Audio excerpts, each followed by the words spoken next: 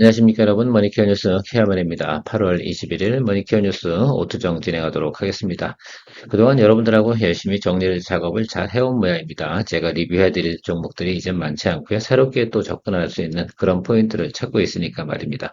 어느 정도 마무리가 다 되어졌다라는 말씀을 좀 드리도록 하겠습니다.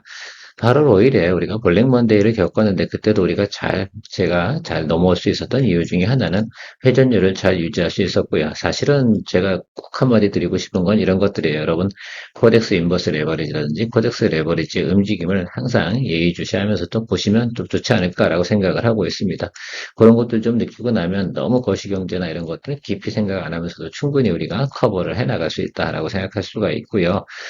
저는 우리가 주식을 갖다 이렇게 거래함에 있어서 쇼핑하는 거를 좀 비슷하게 좀 생각 좀 해주시면 좋을 것 같아요. 어떤 곳에 가면 저렴하게 살 수 있는지, 또 어떻게 하면 우리가 저렴하게 사서 또 그걸 갖다가 다른 곳에 또 팔 수 있는지, 마치 이렇게 또 장사, 이렇게 또 생각도 저는 하거든요. 그래서 항상 저는 장사꾼의 지혜에 대해서 상당히 이야기를 많이 드리고 있는데, 강리담회를 할지 아니면 우리가 좀 기본 마진율을 갖다 유지할지 이런 것들도 상당히 중요합니다. 또 우리가 꼭 장사를 한다고 해서 항상 어떻게 남기고 장사를 하냐? 그렇지 않을 때도 있잖아요. 떨이를 할 때도 있습니다. 그래서 저 같은 경우는 항상 떨이를 할 때는 비싼 거 팔았잖아요. 그럼 항상 좀 싼 거, 마진 안 남는 것도 같이 정리해서 나의 순마진율을 갖다 유지하는 그런 연습들을 많이 하는 것들이죠. 저는 재고 정리가 상당히 우리가 투자함에 있어서 가장 중요하다라고 할 수가 있습니다. 그것만큼은 잊지 않으셨으면 좋겠다라는 생각 가지고 오늘도 진행해 보도록 하겠습니다. 자, 오로스 테크놀로지는 오랜만에 한번 이야기 드리면 좋을 것 같고, 지금 제 생각에는 이 종목 같은 경우는 HBM 당연히 관련된 내용이긴 하죠. 그죠? 우리가 층을 다층 높이로 쌓아야 되는데, 그걸 갖다 정렬을 잘 맞춰주는 계측 장비 아니겠습니까? 자, 그렇다 생각하면 앞으로는 8단, 12단, 뭐 이런 쪽으로 이야기가 나오는 거 아니겠습니까? 그렇죠? 자, 그렇게 되면 당연히 오로스 테크놀로지 계측기는 중요하다라고 할 수가 있겠습니다.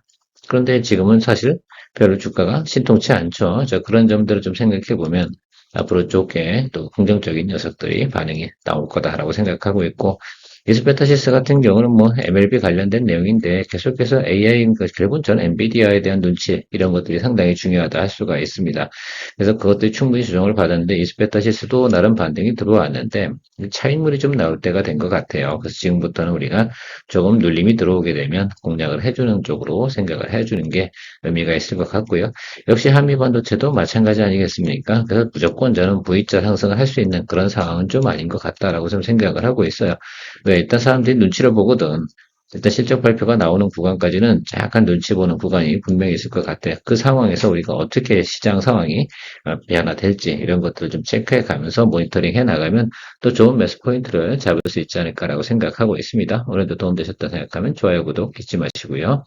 글쎄요, 오로스 테크놀로지부터 먼저 이야기 드리는 건 이건 당장도 공략이 충분히 가능한 구간이라고 생각을 하고 있기 때문에 여러분들하고 먼저 이야기를 드려보도록 하겠습니다. 뭐 일단은 저점은 우리가 확인했다라고 생각할 수가 있겠어요. 그죠? 예. 또다시 예를 들어서 눌린다 하더라도 더 얼마나 눌리겠습니까? 자, 그런 구간 또 생각해 보면 이 구간 내에서 어떻게 되냐. 사실 또 제가 매력적으로 좀 생각하는 것은 다른 것들은 대부분 어떻게 기본적 반등이 올라왔는데 이 종목 같은 경우는 기본적 반등이 올라오지 않은 소외된 종목이다라고 할 수가 있겠습니다. 빠질 땐 같이 빠졌는데 올라올 땐 같이 못 올라온 종목 중에 하나가 바로 이런 거 아닐까라고 생각을 하는데 지금부터 이 하단으로 그러니까 지금 현재 주가가 우리가 생각을 해보면 22,200원 이 구간 아래쪽에서 우리가 매수를 해준다고 하면 저는 충분히 좋은 또 결과를 만들어낼 수 있지 않을까라고 생각을 하고 높이 보는 건 아닙니다. 그래서 220일 라인 이 정도 수준까지만 본다고 생각하면 좋을 것 같아요. 왜냐하면 이게 120일 라인이 이렇게 또 내려오고 있거든요. 그렇다 보면 트레이딩 하는 사람들이 보는 관점이 보통 이 정도 수준까지만 본다라고 생각할 수가 있습니다. 그래서 2만 원에서 대략 뭐 23,000원, 4,000원 뭐 이 정도 구간까지만 아주 좀 세이프한 구간이지 않을까라고 생각이 들어서 한 24,000원 정도 이렇게 보고 지금 2만 원 정도 수준에서 평균 매수단가 조절해 가면서 기다려 보면 될 거다라고 생각을 하고 있습니다. 어쨌든 뭐 삼성이 HBM 3E 아니면 HBM 아직 4 나중에 이렇게 가는 과정에서 여러분 생각해 보면 얘는 뭐 8단 HBM이냐 12단이냐 높은 고층으로 가면 갈수록 어떻게 되겠어요? 예. 저 D램 같은 경우도 지금 300단, 400단 이렇게 가는 거 아니겠습니까? 그래서 그런 계측 장비들 같은 경우는 수율을 위해서라도 상당히 중요한 역할을 하는 것이니까 여러분들도 한 번 정도는 이 종목들은 분명히 때가 되면 반등이 올 거다. 사람들이 관심을 가질 때 매수하면 이 종목 같은 게 이미 이렇게 한 번에 쭉쭉 치고 올라와서 뭐 이게 공략을 못 하거든요. 그래서 그런 것들 좀 생각해 보시면서 접근해 주시면 좋을 것 같습니다. 장대 양봉이 나와서 이등평균선 크로스가 나오면 제가 무슨 거래를 하라고 말씀드렸습니까? 예, 차익 거래를 진행하는 게 좋다라고 말씀드렸습니다. 예를 들어서 지금 이런 데서 이렇게 치고 올라오는 양봉이 들어온다라고 한다면 이거는 무조건 그냥 수익 실현하는 게 맞다라고 보시면 좋을 것 같고 뭐 그런 일은 없겠지만 워낙 가벼운 종목이기 때문에 그런 부분도 분명히 나타날 가능성도 없지 않아 있다라는 부분 이야기 드리고 여러분 오로스 테크놀로지 같은 경우는 뭐 지금부터라도 분할 매수 한 3회 정도 해주시면 되지 않나 이렇게 생각하고 있습니다. 체크해 보시기 바랍니다. 이스페타시스 같은 경우는 제가 지난번에 이야기 드렸는데 이렇게 올라오고 나면 그죠? 이게 이제 여기가 중요한 거죠. 여기가 이제 세계 매크로가 깨지면서 눌렸던 자리 아니겠습니까? 거기까지 이제 달려왔습니다. 좋은 종목이니까 당장 V자 반등이 온 것이면 틀림이 없다라고 볼 수가 있고, 자, 일단 이등평균 크로스가 나타난 구간이 있지 않겠습니까? 이렇게 그러고 나면 여기서부터는 좀 부침이 있다라고 생각할 수가 있겠습니다. 이건 고점 구간이었기 때문에 이 부분에 대해서 우리가 너무 생각할 필요는 없는 것 같고요. 여기서 한 번 정도 끌고 내려오는 모습은 분명히 있을 것 같다라고 생각을 하고 있습니다. 그 점이 좀, 글쎄요, 위로 튈지 아래로 튈지 모르겠지만 아래로 조금 눌릴 가능성이니까 이게 조정이 많다라는 얘기를 드리는 건 아니고 이 구간에 올라간 폭에 통상적으로 우리가 거래를 하거나 내용들 할 때는 상승폭의 50%니까 지금 이 21, 2평 라인 있지 않겠습니까? 그래서 4만 원 초반 이 정도 구간에서 아마 매수 공략 해주시면 의미가 있지 않나라고 생각을 하고 있습니다. 그래서 지금 문봉 한 두세 개 더 나오지 않겠습니까? 그리고 나서 양봉 나올 때, 그럴 때 생각을 해보시면 좋을 것 같아요. 제가 생각할 때는 뭐 문봉 두세 개 뜨겠죠? 그리고 양봉 이렇게 들어올 때쯤부터 스타트 한번 해주시면 괜찮지 않을까라고 저는 보고 있습니다.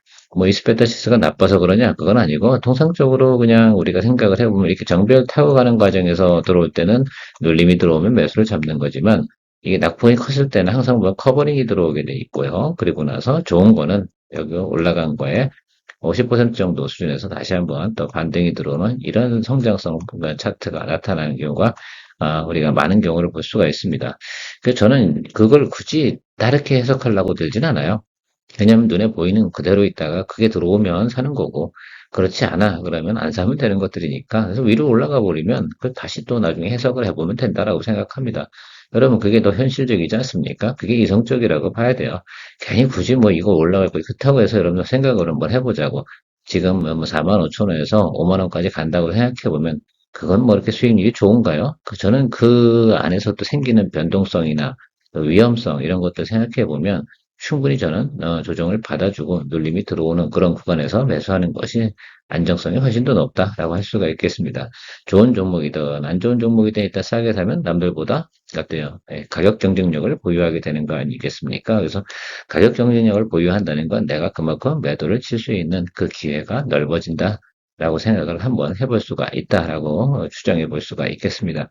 그래서 이 스페타시스 같은 경우는 제가 좀 눌림이 들어오는 구간, 전 20일 라인 조금 여기 라인을 보고 있는데 뭐 맞을지 안 맞을지는 그렇게 생각하고 있습니다. 뭐 안 들어오면 전 안 사니까 여러분들도 그렇게 시나리오를 그려놓고 안 사는 버릇을 좀 해주세요.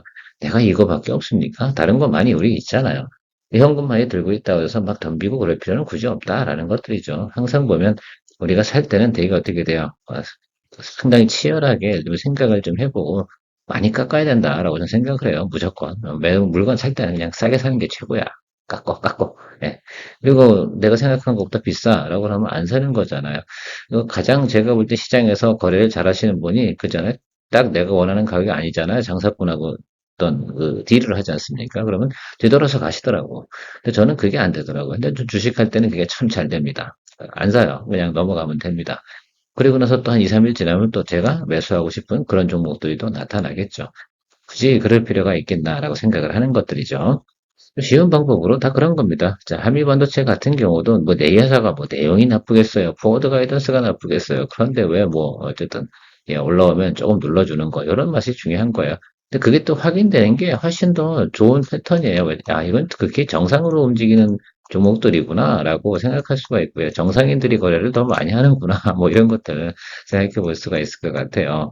네, 커버링 구간 들어왔으면 당연히 좀 눌러줘야지 뭐. 아니면 옆으로 기간 조정이 이렇게 가든가. 옆으로 흘러줘도 공략 포인트고요. 근데 그 옆으로 흘러도 항상 그런 거예요. 이렇게 흘러도 조금 눌렸다 올라가는 이 구간이 나옵니다. 지금 당장 나오냐 안 나오냐 차이거든요. 근데 제가 생각할 때는 실제로는 제가 느끼고 있는 건 앞에서 이야기했던 이스페타시스든 감미반도체든 같은 분유 아닙니까? 그런 흐름이 같을 텐데 이게 이렇게 올라가다 보면 이렇게 눌렸다가 이런 박스권을 갈 가능성이 상당히 높겠죠. 이러다 어느 날 갑자기 이제 수급이 쏠려 들어오는 모습이 나타날 겁니다. 근데 그게 저는 28일이 되게 중요하다고 봐요. 어쨌든 뭐 금리 인하 시그널 나오는 거 이미 다 인지하고 선반영하고 뭐 이렇게 되고 있는 내용이니까 상관없고 뭐 미국 대선 부분은 좀 지켜봐야 되는 부분이라고 생각이 들고 당장 우리가 눈으로 확인할 수 있는 건 28일에 엔비디아에 대한 실적 발표라든지 예상치 이런 내용들이 중요하니까요. 그때까지는 우리가 또 무거운 종목들 아니에요. 예를 들어서 한미반도체도 주당 단가가 높고요. 우리 이스페타시스도 낮은 건 아니거든요. 자, 그렇게 생각해 보면 그런 것들 거래할 때는 또 소액으로 하시는 분들 같은 경우는 정말로 신중하게 하시는 게 상당히 좋지 않나 이렇게 생각을 하고 접근하도록 하겠습니다. 오늘도 어떻게 도움이 되셨나 모르겠습니다. 그리고 이제 앞으로는 좀 저는 이런 생각을 좀 많이 하고 있습니다. 이제 공격적으로 갈 수 있는 종목들을 찾는 그러한 연습들을 많이 할 거고요. 일단 리뷰는 거의 다 마무리된 것 같아서 이제 여러분들하고 이제 고민 상담은 거의 끝나가는 것 같고 새로운 또 종목을 또 찾기 위해서 노력해서 또 그런 것들 리포트 하면서 그런 거 리뷰하면서 또 진행해 나가도록 하겠습니다. 오늘도 도움되셨다 생각하면 좋아요, 구독 잊지 마시기 바랍니다. 좋은 하루 되십시오. 케어맨이었습니다.